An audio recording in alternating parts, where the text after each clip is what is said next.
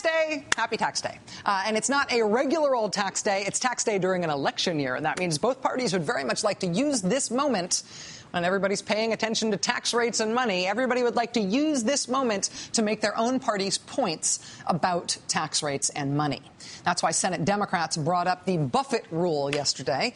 The Buffett rule would have meant that anyone making more than $1 million a year can't use rich people tax loopholes to make themselves pay less in taxes than middle-class people who do not benefit from those same rich people loopholes. Senate Republicans filibustered the proposed change. They blocked it even though it had enough votes to pass a majority vote. A majority of senators, 51, voted for the Buffett rule, but that was not enough to override the minority Republicans' filibuster. The Buffett rule not only has majority support in the United States Senate, it also has majority support among voters. 72% of respondents in the latest CNN poll say they were for the Buffett rule. They agreed that the very rich should not get to pay a lower tax rate than middle-class Americans. And Republicans are trying to spin this as Democrats want to raise your taxes. Democrats are spinning this instead as fairness. Democrats instead are saying the system for too long has been gamed to benefit the richest people in the country, and that's not fair. That should stop. We can settle for an economy where a shrinking number of people do very, very well and everybody else is struggling to get by. Or we can build an economy where we're rewarding hard work and responsibility. An economy where everybody has a fair shot and everybody's doing their fair share and everybody's playing by the same set of rules. You know, when you see Republicans talk about this issue, like on the Sunday talk shows or whatever, they seem bewildered that President Obama and the Democrats want to run on this. I mean, it is Beltway common wisdom, particularly Republican Beltway common wisdom, that populism like this, economic populism, does not work. That economic populism doesn't move the electorate. It doesn't win elections. And, of course, it upsets wealthy donors who like the system gamed for them. Thank you very much.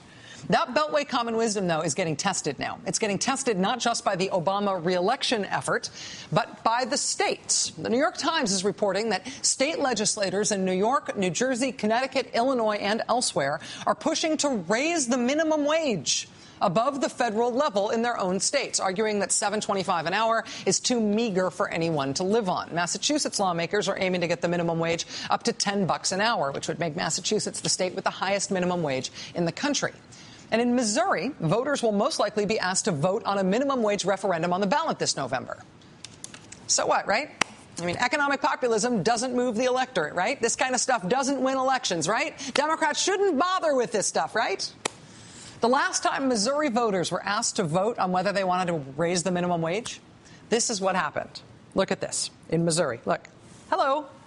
76%. 76 voted yes. This was on the ballot in the midterm elections in 2006. Missouri voters voting 3-1 for three things: to raise the minimum wage in their state from $5.15 an hour to $6.50 an hour, or to the federal minimum wage, whichever was higher. Also, they voted to raise the minimum wage for people who make most of their living through tips. And they voted to institute an annual cost of living increase for anybody making the minimum wage so that it goes up with inflation. And with those huge majorities for raising the minimum wage, what else happened in Missouri that year? Well, that same year, in 2006, on that same ballot, Democrat Claire McCaskill unseated a Republican incumbent senator, Jim Talent, in Missouri. Claire McCaskill was an emphatic supporter of the minimum wage ballot proposition, and frankly, that helped her win. Quote, research showed that Democrats in Missouri were twice as likely to vote for Senate challenger Claire McCaskill, who upset Republican incumbent Jim Talent, because of an initiative to increase the state's minimum wage that won easy approval in November with 76% of the vote. So if you have liked having a Democrat replace a Republican senator from Missouri these past 6 years, you can thank economic populism for that. You can thank the minimum wage being on the ballot in Missouri for putting Claire McCaskill over the top. What's happened in Missouri since that election? Well, despite the overwhelming vote by Missourians in favor of a minimum wage rise, that was the first pay raise for minimum wage workers in 9 years in Missouri. Despite that, despite the huge votes in favor of the raise, Missouri Republicans have been trying over and over and over again to get rid of it. So far, the Republican efforts to get rid of it have not been successful. But this year, Senator Claire McCaskill is up for re-election. It's been 6 years, right? And At the same time, chances are that another minimum wage increase is going to be on the ballot this year in Missouri. Organizers are pushing to raise the wage to $8.25 this year in Missouri. The three Republicans who are vying to challenge Senator McCaskill this November all oppose increasing the minimum wage. Also, it should be noted, they don't have any idea what they're talking about. What is the federal minimum wage? Would you vote to increase it? 60 seconds. Well, the issue of the federal minimum wage has always been an issue for small businesses, and the smaller the business, the more difficult problem that you have. Okay, do you know what the minimum wage is? No, sir. No, sir. That was businessman John Brunner, one of the Republicans vying to run against Claire McCaskill for that Senate seat in Missouri. Here's another one of those Republicans, former state treasurer Sarah Steelman.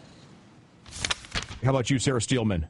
$7.50 an hour. Are you in favor of increasing it or decreasing it? Are you in favor of increasing it? No, I'm not in favor of increasing it at this time.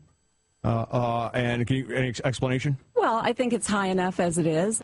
Actually, no, it's not as high as you think it is. Federal minimum wage is not $7.50; it's only $7.25. Good effort, though, to give the wrong answer with such confidence. Finally, though, we have to go to the third Republican vying to run against Claire McCaskill here. It is current Missouri Congressman Todd Akin. Give it your best shot.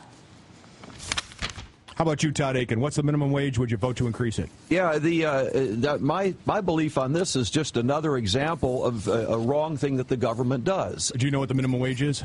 My guess is it's somewhere in that 6 or 7, but I don't know the exact number now.